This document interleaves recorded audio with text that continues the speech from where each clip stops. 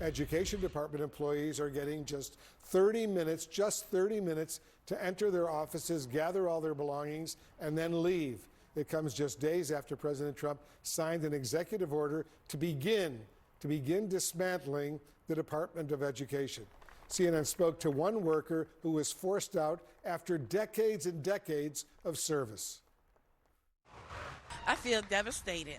You know, I've been working at the department for 35 years, come March the 26th, and I feel that I was pushed out to retire, and it feels devastating to me. You know, coming here and packing up my bags, and not knowing when I'm gonna get a next paycheck. It's devastating. And joining us now is Brandon Cardet-Hernandez. He's the president of Mrs. Wordsmith, a company that creates educational content for kids. Brandon, thanks very much for joining us. I know you have more than 20 years experience in education. How do you think dismantling the Department of Education will impact people across America? Well, first, thank you so much for having me today, Wolf. I think this is a pretty scary time. We are distracted from what we know is the reality of the situation for kids. 70% of young people across America are reading below grade level. 60% are not proficient in math. We're not having the right conversation right now. We're distracted by the politics of Washington and not talking about what our kids need the most. The Department of Education, Brandon, as you know, does not staff teachers. They work for state agencies. But I want to read from an excerpt from Trump's executive order that asserts what the department does do.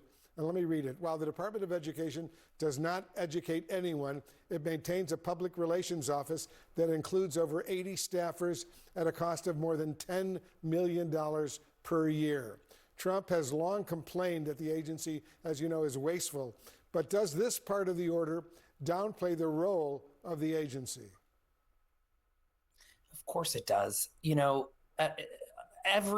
On the ground, as a former principal myself, we're not thinking about what's happening at the Department of Education day in, day out. We're focused on kids and how to improve outcomes. But there's important stuff that comes out of that office, whether that's our national assessment strategy and the NAEP scores, National Assessment of Educational Progress. That information allows us to know what's happening across different states, how are kids progressing, what can we be doing better.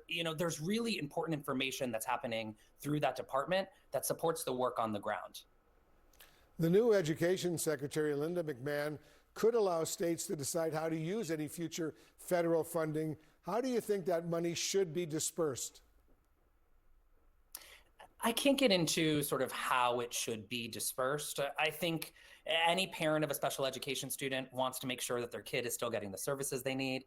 Any leader of a Title I school wants to make sure that their kids are getting the funding that they need.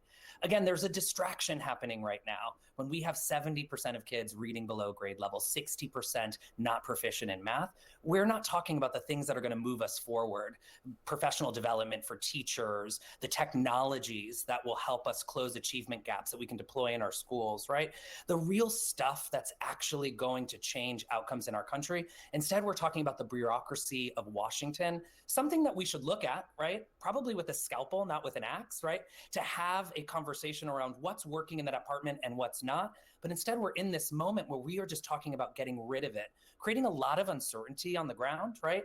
And creating conversations at the state level and the city level. The real folks who are doing the hard work of moving the needle in school districts, they're now focused around funding streams instead of the actual things that will move kids forward. This morning, the NAACP and other advocacy groups announced they're suing to stop the closure of the Department of Education.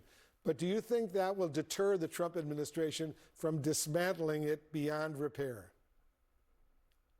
I can't speak for what the president is going to do. What I can say is that it is a moment for parents and communities to come together to have these conversations. What do I want to see on a local level? What do I expect from my city? What do I expect from my town? What do I expect from my state? And what do I expect from the federal government? Because the results right now are unacceptable. We need to be doing more for kids. There are solutions that we know we can deploy. And instead of having conversations around those solutions, the technology, the professional development, all of that good stuff that our kids need, they really need right now. We are in a crisis.